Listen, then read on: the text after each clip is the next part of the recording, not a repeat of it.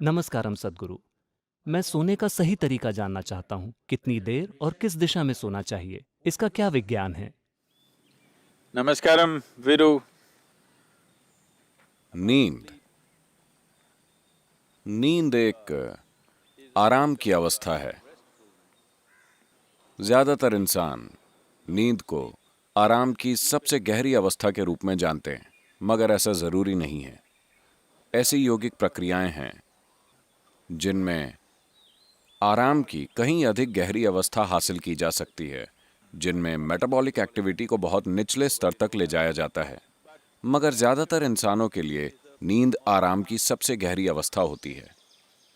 आराम करते समय कोई एटीट्यूड मत अपनाइए। आराम की सबसे अच्छी अवस्था में आप तब होते हैं जब आप बेफिक्र होते हैं। तो जब नींद की बात आती है तो ये मत सोचिए कि किस आसन में और कैसे सोना है। पूरी तरह बेफिक्री की स्थिति में होना सोने का सबसे अच्छा तरीका है। मगर आप दिशा भी पूछ रहे हैं।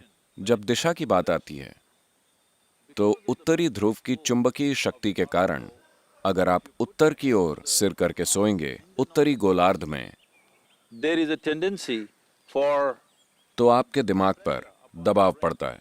हम इसे अनुभव से जानते हैं, मगर इस बारे में स्टडी करके भी ये पाया गया है कि दिमाग की ओर खून का एक कुदरती प्रवाह होता है अगर आप उत्तरी गोलार्ध में उत्तर की ओर सिर करके सोते हैं।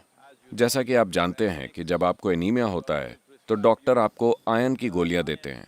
तो अगर आपके खून में उतना आयरन है तो चुंबकीय शक्ति कुदरती रूप से उसे खींचेगी और साथ ही पृथ्वी का घूमना भी उस पर असर डालता है। so it's best, especially the older people, तो बेहतर होगा कि खास तौर पर बुजुर्ग अपना सिर उत्तर की ओर करके ना सोएं, क्योंकि उससे दबाव बनता है। बुजुर्गों में ये जरूरत से अधिक दबाव हेमरेज की वजह भी बन सकता है। सबसे बढ़कर इसके कारण अच्छी नींद नहीं आती।